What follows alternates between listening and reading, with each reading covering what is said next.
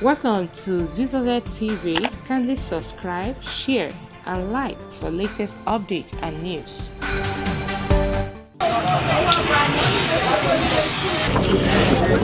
Your Excellency.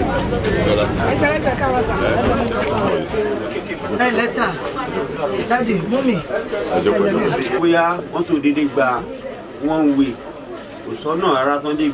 Coming here is not to encourage the fact that people should break the law, but what we're speaking to is that it is not enough for government to take your means of livelihood, and that's why we've come to conversate with you, to give you hope and to see how we can support you so that you can forge ahead in training your children. Thank you very much.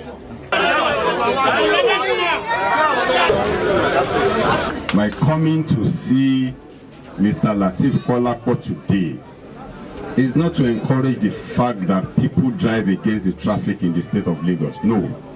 If people go on the wrong side of the law, yes, there should be penalty, but there shouldn't be a penalty that will take our means of livelihood.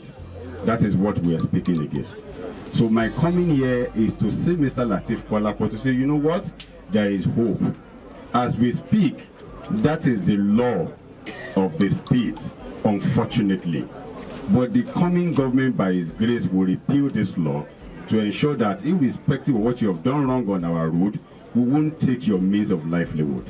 We will make sure you're penalized, but not to the point of taking what you use in catering for your family away from you. We won't do that.